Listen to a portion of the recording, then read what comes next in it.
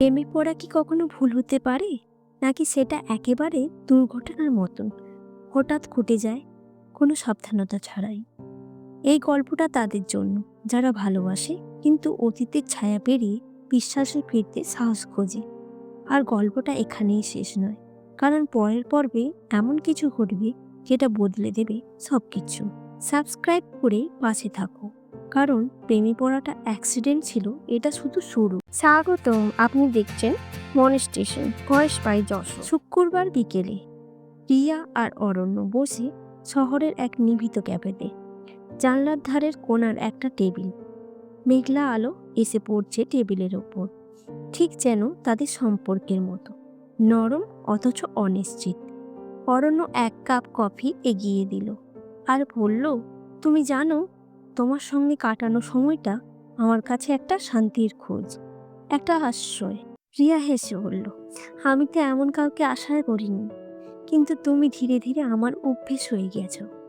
রিয়া, তুমি কখনো তোমার অতীতের কথা বলো না, আমি কি জানতেও পারি না? রিয়ার মুখের হাসি মুছে গেল। জানলার দিকে তাকিয়ে সে বলে, সব কিছু জানলে তুমি হয়তো এমন করে আর তাকাতে পারবে না।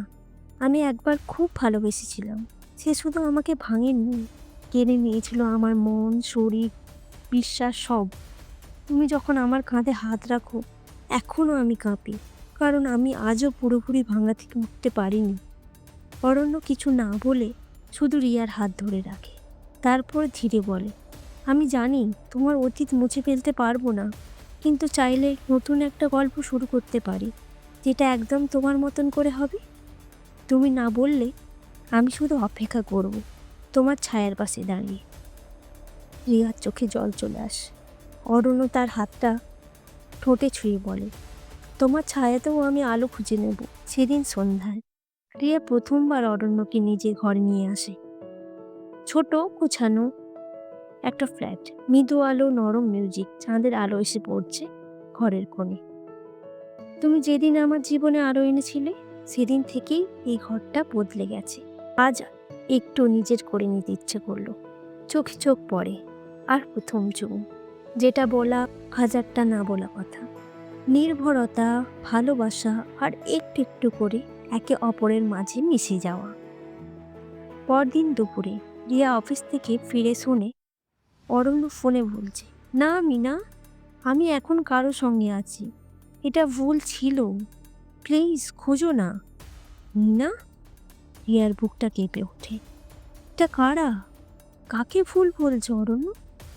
সেদিন রাতে অরণ্য যখন ঘুমিয়ে রিয়ার বারান্দায় দাঁড়িয়ে চুপচাপ ভাবে, এই মেঘের আড়ালে আরেকটা মুখ লুকিয়ে আছে কিনা। রিয়ার মনে প্রশ্ন, অরণ্য কি সত্যিই শুধু তার, নাকি প্রেমটা সত্যি অ্যাক্সিডেন্ট ছিল? পরের পর্বে জানতে পারবেন কে এই মিনা। রিয়ার জীবনে কি তবে আসছে এক নতুন ঝড়? তার আগে আপনি যদি ইউটিউব থেকে দেখে থাকেন তাহলে চ্যানেলটি সাবস্ক্রাইব করে রাখুন, আর ফেসবুক থেকে দেখে থাকলে এক্ষুনি ফলো দিন, যেন কোনো পর্ব মিস না হয়।